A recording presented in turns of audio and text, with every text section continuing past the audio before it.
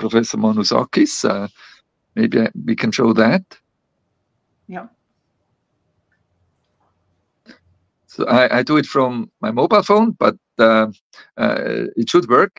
So if you go to the next slide, and then to the next one, this is there are some of my disclosures, and then to the next one. Yeah, so in Switzerland, for example, we decided in the Swiss Society of Cardiology that we adopt all the curriculum, core curriculum documents of the ESC. And we also decided to adopt the yearly exams. We had a cardiology exam created by our own in Switzerland, but we have too few cardiologists finally to justify the work to set up a whole exam. And so since 2 years we had like a transition phase, and now this is over, and I think this year or next year will be the first year where all cardiologists in Switzerland have to pass the ESC exams, and so this is unified more with Europe. I think that's a good thing, and the education is now changing in Switzerland for these EPAs, for these entrusted professional tasks that are composed of these components that you see here. So we now start in cardiology to train the fellows with these EPAs. And there was a software developed by the Swiss Society of Cardiology that can document the EPAs, so we can give a feedback how we think the fellow performed, and vice versa. And I think then rheumatological cases could be integrated in these EPAs to train also in this specific field of rheumatology. So the next slide. Yeah, I don't know exactly the situation in rheumatology, so you can go to the next slide. I found in EULAR this topic here that they have a working group that is specifically addressing the influence of cardiovascular diseases or the interaction of cardiovascular diseases in diseases is rheumatology. So it exists a working group, obviously, for cardiovascular diseases within the rheumatology community. So the next slide. And I think I found then this contact address. I think it could be a possibility to approach EULAR and participate in this already existing cardiovascular group, or to add like a new section if we want to work on a specific disease interaction with the cardiovascular disease components.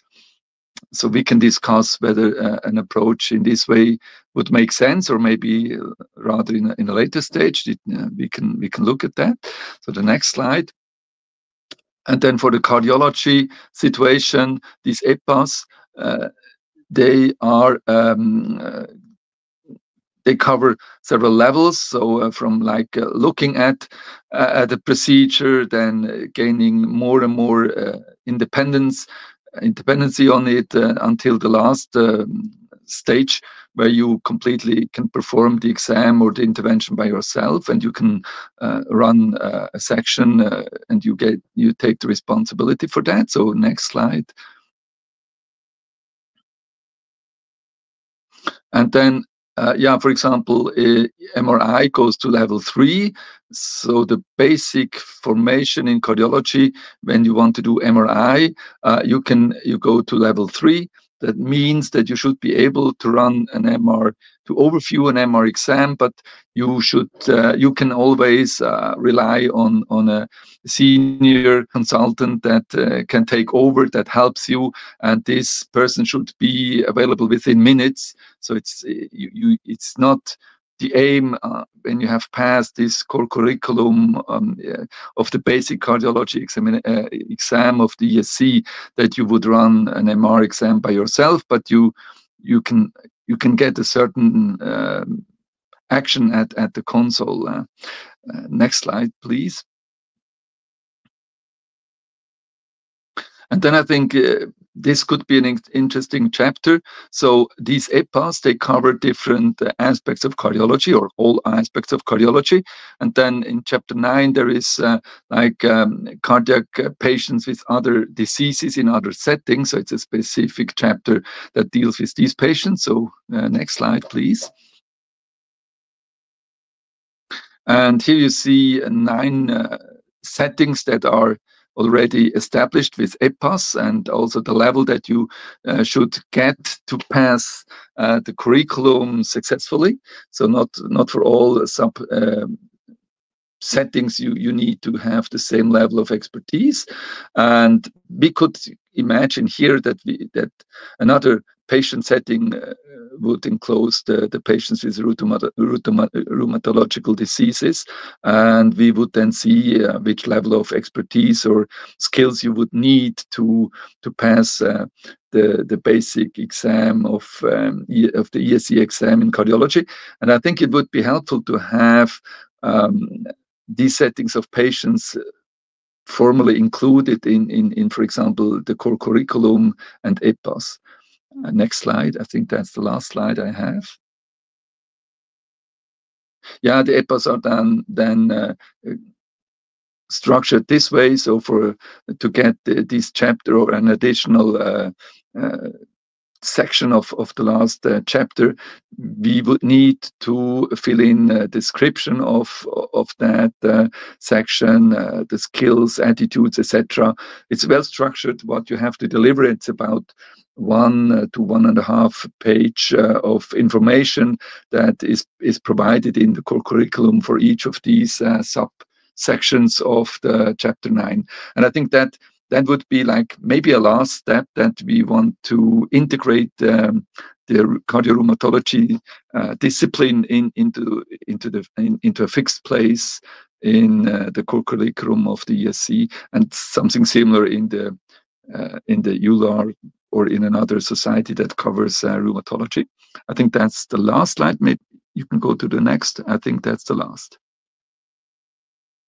Yes, so that was the last slide. I think this could be an approach to formally integrate this knowledge into the structures of ESC and to a similar structure within the rheumatology community. Great suggestions from both of you. I try to make things simple. We need the training for doctors under specialty, either cardiology or rheumatology. And I think it must include a period of 2 or 3 months, either in cardiology or in rheumatology department, depending on the specialty they practice. I mean, rheumatologists must spend 1 or 2 months in a cardiac department, including imaging interventions and everything, in order to understand the cardiac environment and get some impression about the tools we use for diagnosis. And also cardiologists must follow 1 or 2 months during the specialty in a rheumatology clinic. This is a big problem, because I discussed with many rheumatologists from different parts of the world, and it does not exist in every country pure rheumatology clinics. In some countries, in some departments, there are only outpatient clinics for rheumatology, and rheumatic patients are coming in the internal medicine under the supervision of a rheumatologist, which means that doctors under specialty must spend two months, maybe one in the outpatient clinics of rheumatology, and the other month for the inpatients clinic in order to see what the rheumatologist is doing when treats a patient in hospital. This is something, I mean, the exact time during the specialty we have to discuss, but I think 1 or 2 months, it's okay when you are under specialty.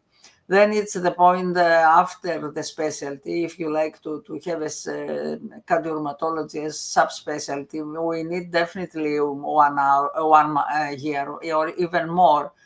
And you have to share the time between outpatient clinic modalities, inpatient clinic, intensive care, in order to understand what is going on.